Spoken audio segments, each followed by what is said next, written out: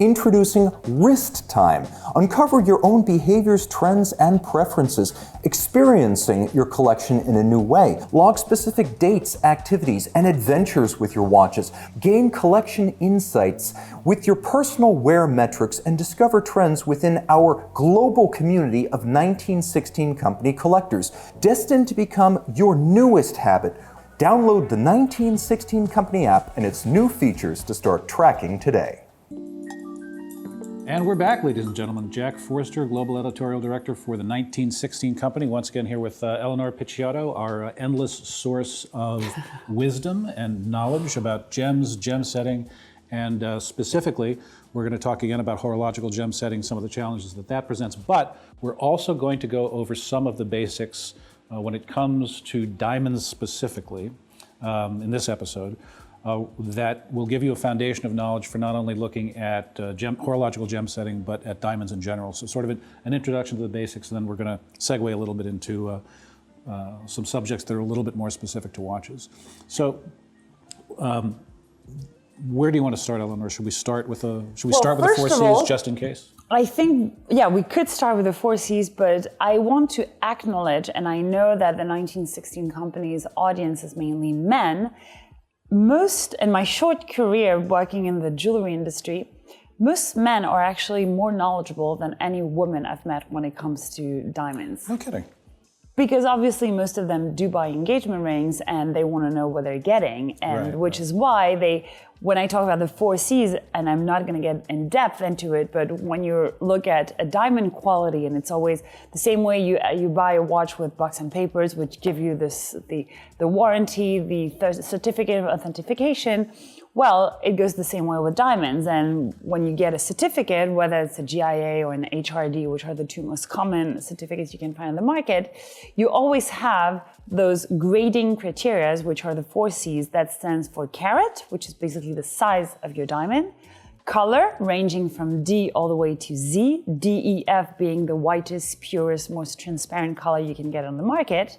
Then you get the cut, and the cut is also referred as the shape of the diamond, whether it's a heart, a marquise, a brilliant cut, or anything. And then the clarity. And the clarity is something I really want to emphasize on, because when you look for a diamond, the color is important, but the clarity is as important as the color. And that's when you can play around, not only in math with the pricing that you can get, but rare are the time where people actually do know that it's far better to get an F color with a VVS1 clarity versus a D color with the SI clarity. And you say, well, yeah, but D is wider than F. True, but the clarity is better on the F than on the D, so you're less likely to have maybe a feather or maybe an imperfection, maybe some cloudiness into it. So yes, it's a color, but the clarity is also important. And yeah, when you talk about color and clarity is one thing, but which is why you have the 4 C's in the whole grading system, is what you need to take into consideration, and usually you can read that on the certificate, is that you know on your stone where is located that imperfection, whether it's in a corner, it's in the center, in the side, depending on what do you want to do with the stone, whether it's a pendant, a ring, or an earring. You can kind of play around that imperfection in order to hide it with the setting, with the prong, with the side stones, with many, many things. And that way, when you know how to read your certificate, that's how you can get really good deal from stones that you know what is going to be the end use of it. Mm-hmm. Another thing to bear in mind is that a lot of clients are looking for certificate stones. You can actually not get a stone being certified under 0.30 or 0.35 carats, let alone half a carat.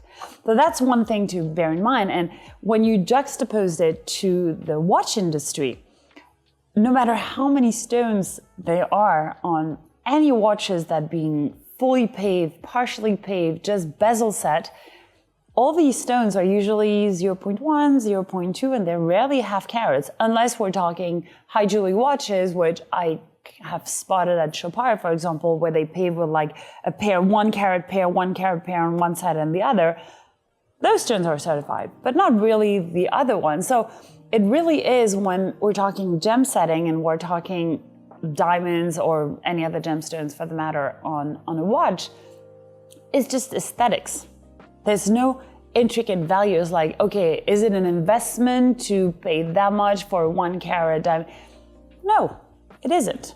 But because you like it and because it enhances the overall look and feel of the watch, you should get it for that specific reason. So this is a theme that you've brought up in some of our other conversations. You know, there's a tendency to get a little bit of tunnel vision about, obsessing about what is, and maybe this is like a hangover from this phenomenon happening in the watch industry and among watch enthusiasts. There's a tendency to develop tunnel vision about what we think are objective criteria for quality. But what you've said, and you've said it now and in other videos as well, is that you really need to educate yourself. Yes, you need to understand what you're getting. Yes, but you also shouldn't undervalue the importance of developing of your own taste, which might not necessarily correspond to what the market objectively values the most in terms of dollar value. That's very true. Yeah. And then what I found really interesting, and which is why those crossover videos and topics, whether it's in written or face camera, have really raised a lot of people's interest in the last couple of years with not only the basic gem setting of a bezel or an integrated bracelet, but the creativity that led all the watch industry basically to create everything that we've been seeing, whether it's special gemstones. Yes, people tend to think a diamond bezel watch is round diamonds all around it. But you can play with diameters, you can play with princess cut, baguette cut, emerald cuts that give like depth and more weight into this is a gem set watch. And for example, for the Middle and Eastern market, they were very fond of baguette cut and emerald cut diamonds that were adorning their watches. When you go to the American market, it was mostly rainbows that we've seen in a variety of watches actually, up to AP who created this, and we've talked about it in one of our videos, this gem set box, fully paved, and it's an art piece in my opinion. And you were asking me earlier, but when we're talking about gem cut and different shapes of diamond that you find on our watches, because of the limited space, because of the constraint, like technically speaking, of how much space do you have left in order to bring on some stones, most of them obviously are the brilliant cuts, the baguettes, the princess, and we've seen a couple of marquees and pairs, but more as a decoration that would be added on top of either a dial or a secret watch or a bracelet, but not used as an actual like gem setting as we hear it or as we imagine it. And some brands, whether it's Rolex, whether it's Moser, whether it's even Patek, they would custom set and they would hand cut each stone to fit perfectly the actual shape of the watch they're creating and not the other way around, which has brought another level of craftsmanship and not necessarily innovation, but mastering something they were not necessarily used to in previous series or collection they would launch. And that's a very interesting thing, I think, an interesting take onto how they make watches. So the basic vocabulary of cuts, I mean, we could start with a round brilliant, and this may be news to some folks, but this is actually a modern invention. This is the round brilliant cut was invented in the 20th century? I think, yeah, I believe so. Because there used to be a rose cut, which was an ancient cut, flatter, and it's coming back into trend, especially in jewelry, but... Yeah, people are starting to get interested in these antique cuts again, yes. Right? Because it has this like very subtle, not less shiny, bright and modern, like ancient cut had this like more subtle connoisseur type of thing where, yeah, I have an ancient cut. It's less sparkly, but it has more, I think, depth and edge to it. Yeah. I mean, they have their own qualities and their own interest. I remember seeing a photograph of an older piece of diamond jewelry from India, and the diamond wasn't exactly in its raw state. At least I don't think it was, but it was essentially just a pyramid, of a big pyramid. But it was antithetical to kind of what we expect from a modern diamond cut, which is designed scientifically to optimize the amount of light being transmitted through the stone and the amount that the light is broken up to produce these, these beautiful scintillations. But you have to bear in mind that even though on a piece of jewelry you can have a stone which colored has a very like big depth, when you're thinking about adding diamonds or any stone on a watch, you don't have that depth. Otherwise, your watch will be thick like this. And everybody knows that the ultimate quest of every watchmaker is to make the thinnest possible watch ever. And even if it's thick, it's because of the movement and complication, not because of the depth of the stone that needs to be set on a dial or any other part of the watch.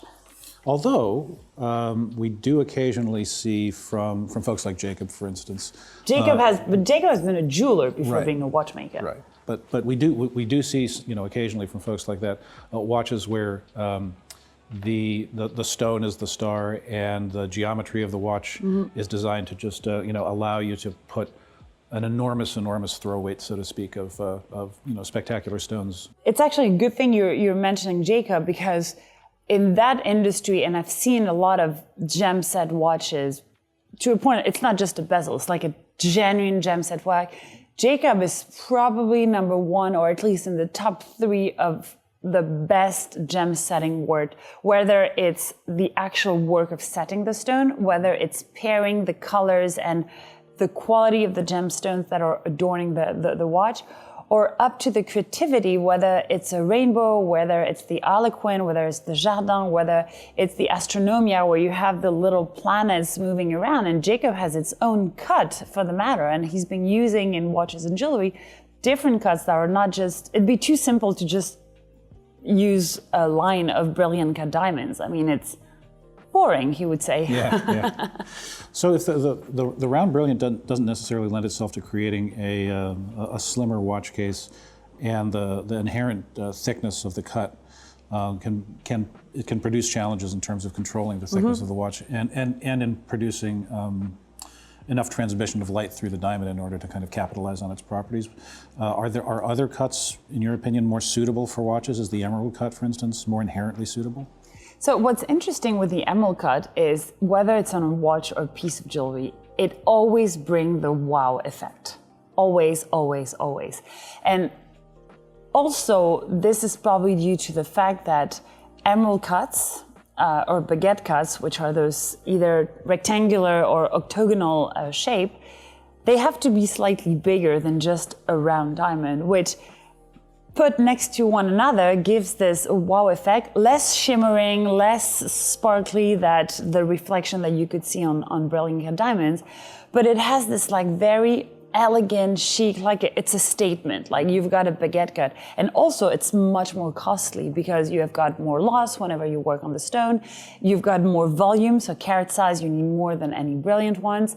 You need to adjust it to perfection because it's not like a round that's being calibrated. Yes, you can have calibrated baguettes, but when you need to put like a cushion cut, a cushion shaped case, or even a round one, baguettes, rounds. Like at some point you're gonna have a problem by the corner, so you need to have someone who knows how to master the cut to a degree of precision that you think is like, oh, you got a case, it's like a puzzle. You fill in the blanks and then you just like glue it here and there. It's not that simple, which also brings the value and the perception of it that's interesting.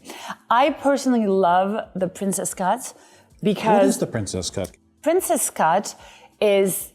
And I'm going to say this in my own words and not like a technical one, but princess cut, and we've seen it in some of the Chopard pieces that was introduced last year at Watches and Wonders, are those kind of square stones. It's basically the half cut, the cut version of an emerald cut, but it has different facets that makes the princess cut a princess cut, and it's just a square cut, because a square cut exists as well, and it's like really square, and when you look at it, it's very symmetrical. A princess can have those like little edges, so it's square with edges, and it's very subtle, kind of in the same family to me as like a radiant or an Ashoka diamond, which Jacob is very fond of. What is the Ashoka cut? So an Ashoka cut is half emerald, half radiant, so it has this elongated rectangular shape, but with round and edges that bring this like very elongated, especially like on a ring, for example, you would have this shape that looks bigger than it actually is. And if I'm not mistaken, I think Jacob has used them in his billionaire watches, whether if it was yellow diamond or white diamonds, he used 1 carat of Ashoka diamonds on each and every single diamond used in that watch. That's amazing. Yeah. What does it, so we've been talking about cuts, and we've been talking about what's necessary to get diamonds to kind of conform to watch cases of different shapes and different sizes. I'm kind of curious. I mean, cutting a diamond.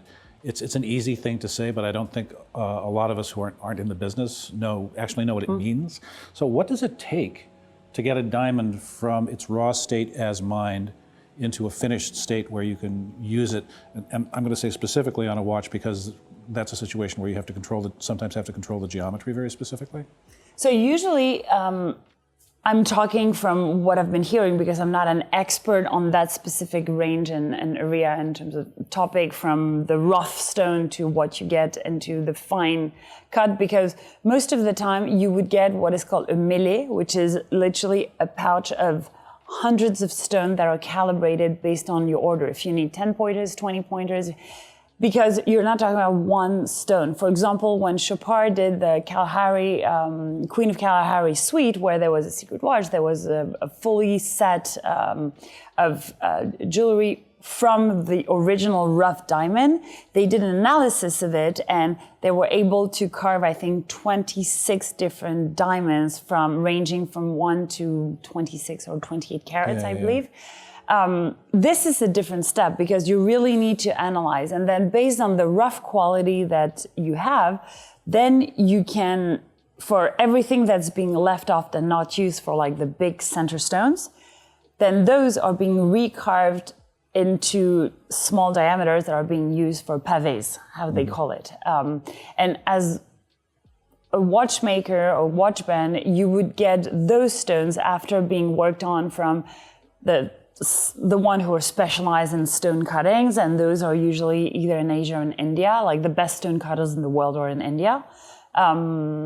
And you would get those based on what you need, but you also need internally in watch manufacture, you still need a gem setter and a stone cutter with this, disc that turns in order to get the perfect final shape that you want to give, because you're starting from a calibrated stone. But if it doesn't fit, whether if it's a dial, if it's an index, if it's a crown, if it's a bezel, if it's a clasp, then you need to rework on it, and you need to be able to keep the same numbers of facet in order to keep the same shape in order to fit the design that eventually you will want to get. That's fascinating. So to answer your original question, the cutting part of the stones, rare are the manufacturers who get the rough and transform it into fully calibrated, cut, faceted stone. They usually get it already worked on, because the amount, and I don't want to give any numbers that I'm not sure of, but it's close to, I think, only 20%. From the rough to the end, you only keep 20% of the actual stone. Yeah, the amount of physical material that's actually removed under some circumstances, you say you end up using less than 20%. When I first started reading a little bit about gems and diamonds, I mean, I was a little bit horrified to find out how much you have to get rid of in order to get something that actually kind of works for a particular design or just has value. And if you read about the history of a diamond like the Hope diamond, which started out as the French blue, I think it was called, the Tavernier diamond. It used to be a bigger stone, and it was for various reasons it was cut down into a smaller stone. And there's a part of me that every time I read about a really big stone being cut down into something smaller, even if there's perfectly good reasons to do it from a sort of design and an aesthetic standpoint, you kind of just wish they'd stuck with the big stone.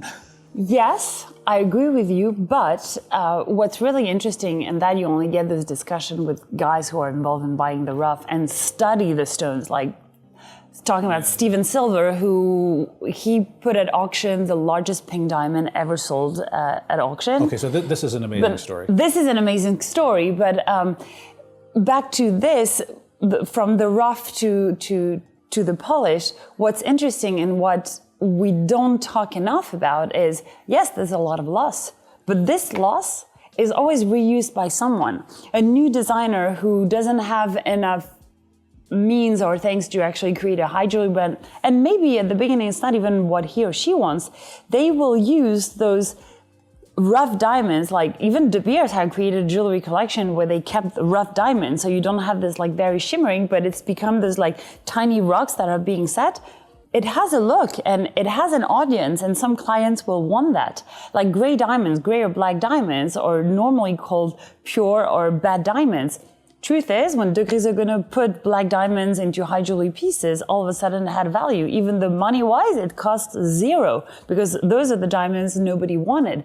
So then it's also a matter of trends where from all the loss that's there, you can still do something out of it. And yeah, maybe you could throw away this, but maybe somebody will have the idea of maybe creating a fully integrated rough diamond band. So it's the beauty of also trends and how jewelry have now become more popularized, if I may say, is you used to only buy jewelry from your family's jeweler, and you would only wear jewelry for big occasion. Now you find jewelry as an accessory that is being sold as much as a designer pair of shoes or a bag or a hat.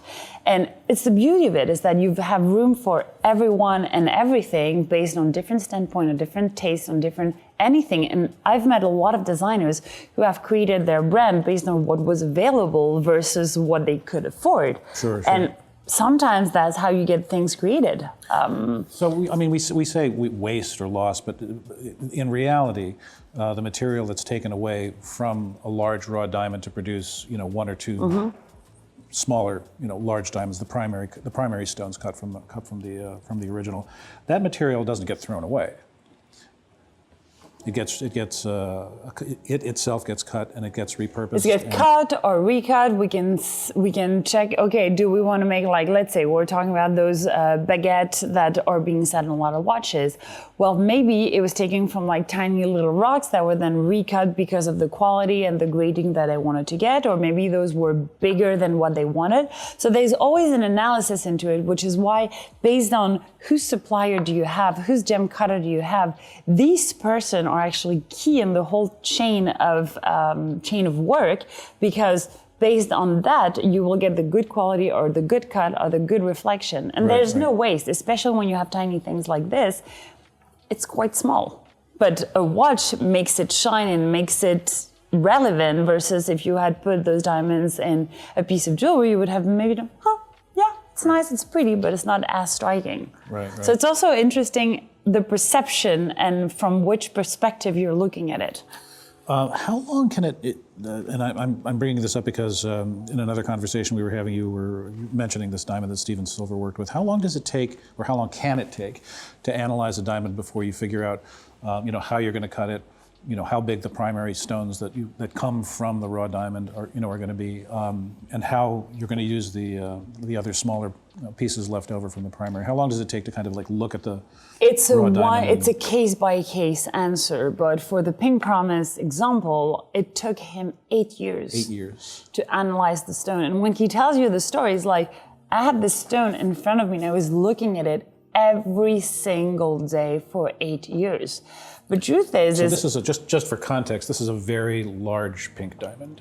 It's a very large pink diamonds. Yes, it's a very large pink diamonds that has this that turned out to have this very incredible color, and that's usually the game and the challenge that a lot of gem dealers or even brands look for when they have the eye and they see the thing that the neighbor doesn't see. It's usually the game where, okay, I'm getting this for X amount of money, it is that size. If I reduce it by, let's say, 2 carats, you may think it's smaller, so it's cheaper. No, because if he cuts it in a way where he's going to increase the saturation, the color, and make something unveil from a specific cut or work on the stone, the price value can be double, triple, or quintuple, but you need to have the eye, you need to have the experience, you need to have all these parameters that when you actually believe, because it's kind of a bet, that you're going to be able to make that stone what you think it is.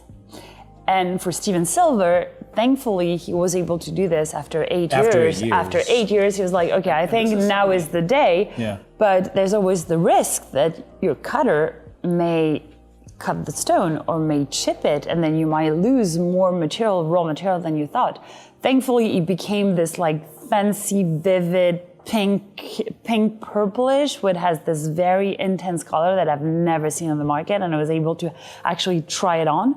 But it's fascinating when you hear the stories, all of a sudden they have sparkle in their eyes, and it's just magnificent. And we're kind of digressing a bit, but it's just to give a little bit of a background of how those large carats, rough stones are being done. And again, I'm not an expert on that, but it's basically an auction where they're not allowed to touch it. They look at the rough stone, and everybody places a number saying, I want it for that much. And it literally bet, like, you can lose it or you can win it. And sometimes some brands or some gem dealers or some expert will see the thing that the neighbor will not see.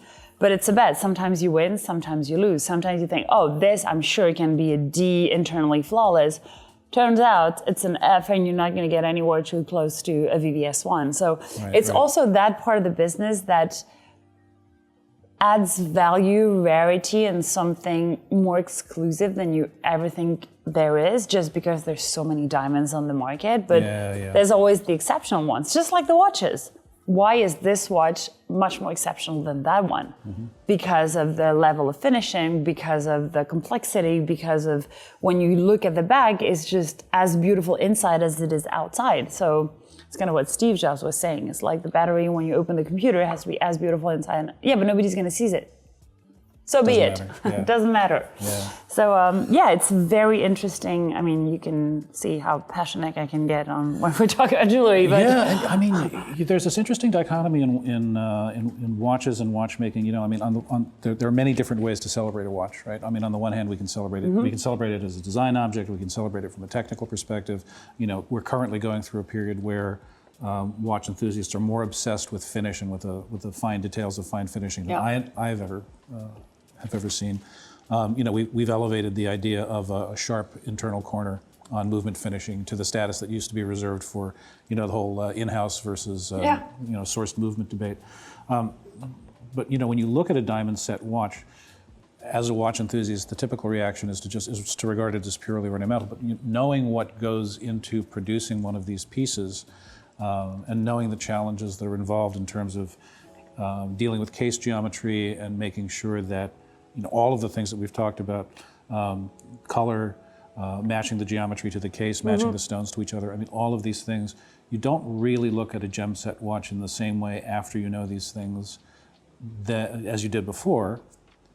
But the first thing that happens, or the first thing that has to happen, is the wow factor has to be there. And then the sort of intellectual appreciation can support that, but you don't really need that to look at a beautiful gem set watch or a beautiful piece of jewelry and be blown away. It's always it goes back to the same thing. Once you understand it, then it becomes much clearer. It's like when watch collectors explain their first time visiting a watch manufacturer, all of a sudden you realize all the little hands who are working from one screw to another, the polishing of each link of the bracelet being attached one next to the other. Like, all this process is like, okay, now I understand what I have on my wrist and why it costs that much. Yes. But when you don't know, you can't imagine. If nobody has ever explained this to you, then you wouldn't know. It's like how a pearl is being made, or how a diamond is being cut, or how an emerald is being sorted. I was lucky enough to go visit the largest emerald mine in the world, which is an open pit, which is very rare, because we tend to think that mines you have to go underground with like your helmet and you're like suffocating after 23 seconds. Thankfully, it was open. It's owned by Gemfields, which acquired Fabergé a few years ago. And it's just fascinating to see from how do you actually extract an emerald, like a rough emerald, from the ground. And I literally picked one up with my own hands, all the way to the process from the washing, the sorting them out based on the different color, based on the different hues, and then all the way to what you would have on a bezel or as part of a rainbow set watch. And it's just fascinating to just go a little back, and I was like, this is what it takes. Yeah. Wow.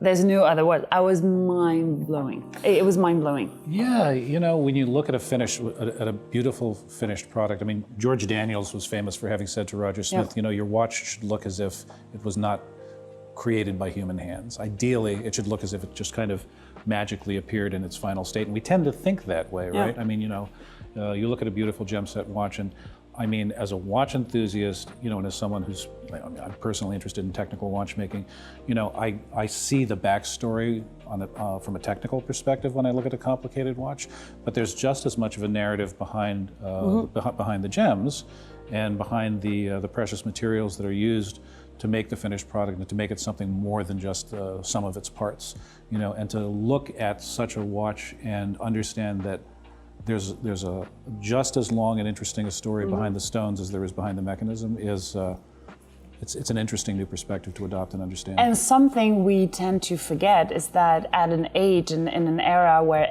AI is becoming omnipresent and where everything is being standardized and with technical innovations, we still need the human hand to do all these kind of things. And up to a certain point, but at the end of the day, there still need people like you and I in our little hands to work on those magical products. Well, thank you, Eleonor. I mean, this has been Thank you very much. it's been a whole series of you know, fresh and new insights into an aspect of watchmaking that is perhaps Glad less. you enjoyed it. Yeah, it's I hope you did too. yes, it's, you know, perhaps less familiar to the watch enthusiast than some of the other aspects of watchmaking, but at least as interesting as the other aspects of watchmaking. And you know, hopefully we'll all have the ability to look with fresh eyes on this aspect of watchmaking moving forward. So thank you. Well, I'm looking forward to that, and thank you.